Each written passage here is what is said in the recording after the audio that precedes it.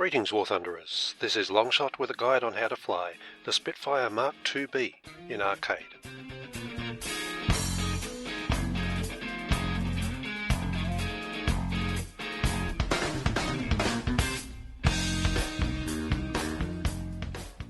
Let me say from the outset that this plane, one of the iconic fighters from the Battle of Britain, has a reputation in War Thunder of being an overpowered seal clubbing machine. That's why I've avoided creating a video on this plane, preferring to focus instead on fighters that were less popular and more difficult to fly successfully. However, I still see players using this plane poorly, by which I mean things like accepting head-ons against German and Russian planes, or taking the Spitfire straight to ground level in order to dogfight by turning horizontally. These practices may net the odd kill and occasionally even a short kill streak, but for many players it's soon a smoking wreck on the ground, and that's a pity as the plane is capable of far more. Therefore I decided to put this video together, showing what it can do, what it can't, and ways in which you can score kills while minimising your risk of being shot down. Let's start by looking at the plane's internals, and I'll begin with its armour. A bit of glass and plating to protect the pilot, and a thin plate to protect the fuel tank from damage in head-ons. The X-ray shows that fuel tank between the engine and the pilot, and it's most vulnerable to damage from above or underneath, so you definitely want to avoid exposing the full profile of your plane. Before I move on to see how the plane handles, take a quick look at my lineup. The Spit 2B is a far better plane than any of the others here, which either have poor weapons or are too slow and clumsy to be competitive. So with this kind of lineup you have a very real incentive for wanting to keep the Spit 2B alive as long as possible.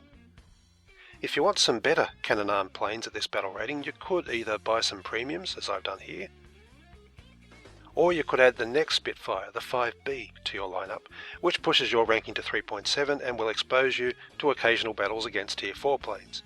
The choice is yours. Anyway, enough looking at a hangar. Let's see how this bad boy flies. Starting with the climbing speed. The Spit 2B's wings provide plenty of lift, which means it climbs best between 230 and 240 kilometers an hour.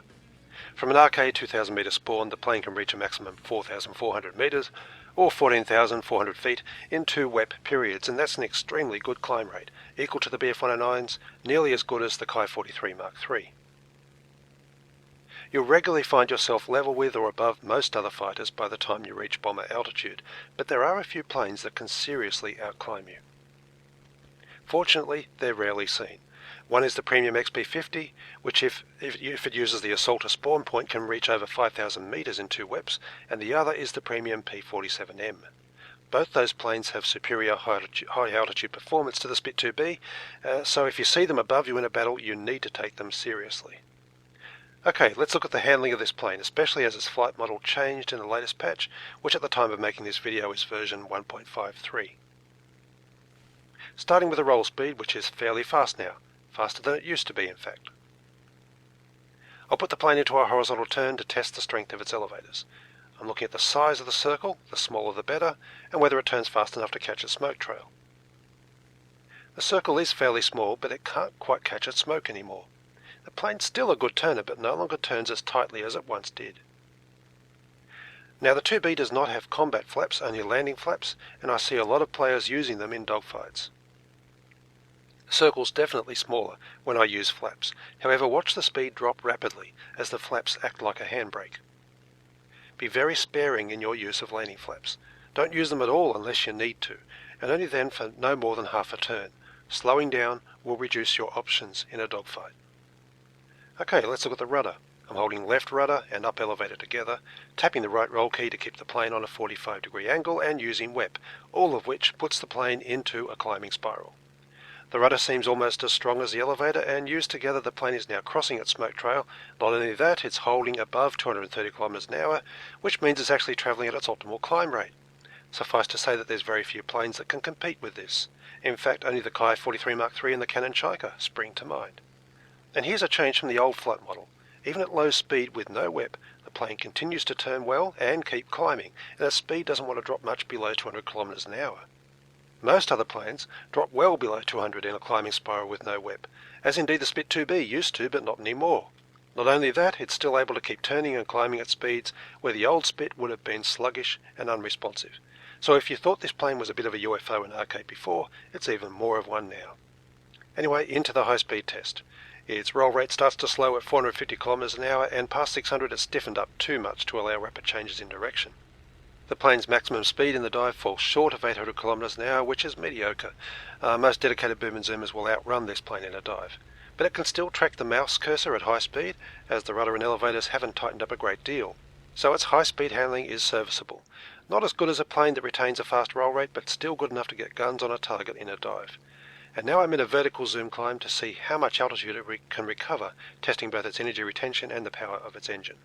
I'd normally look to level off at 200 kilometers an hour, and by the time the plane drops to that speed, it's climbed a bit over 2,000 meters, and that's pretty good. I'm going to take it right up to stall speed, and then perform a hammerhead turn using the rudder. Okay, here we go. Flaps deployed, it flips over pretty quickly, has no problem immediately snapping to the mouse cursor. Just another example of how much the Spitfire 2B's low-speed handling has improved in this patch. That was a perfect stall hammerhead turn. You couldn't ask for better. But I'm going to test a bit more of that low-speed handling. So I've climbed a bit to slow down, and then I'm into a simple low-speed turn. Previously the circle would have been very wide if I turned it much below 300 kilometers an hour, but not anymore. And it's quickly accelerating in the turn up towards 280 kilometers an hour.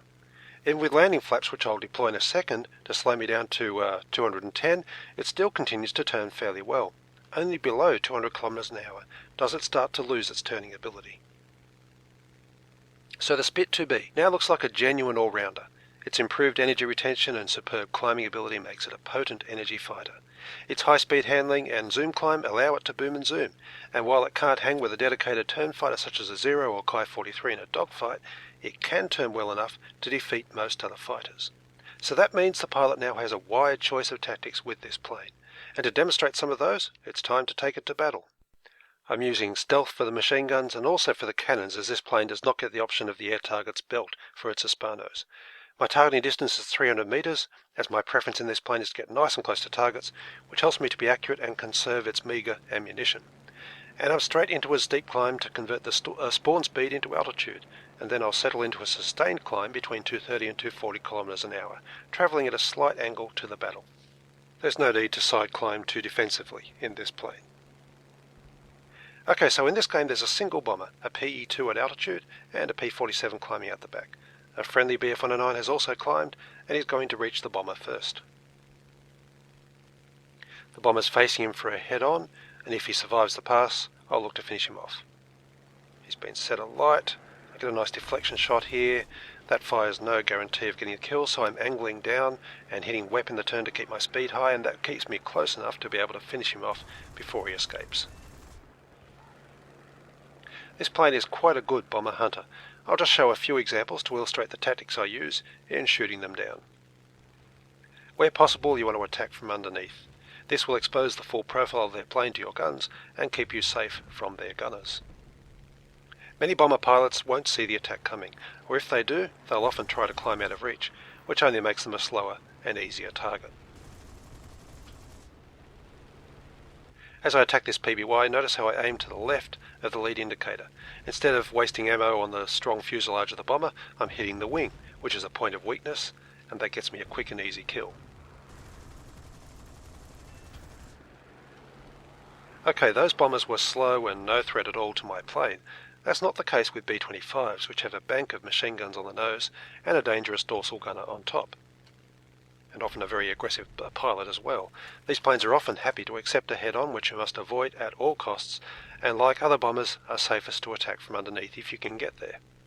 This guy really wants a shot at me. I've taken an angled approach and then cut back the other way to deny him a firing solution. And some B-25s will try and turn fight you, some will try to dive and escape.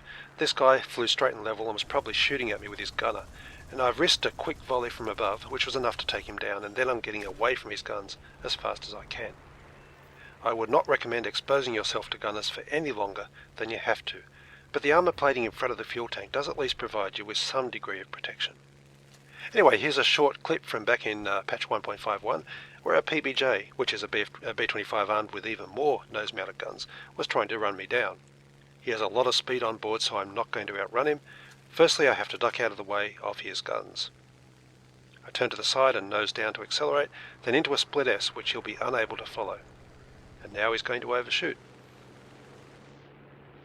He tries to turn with me, which of course he cannot.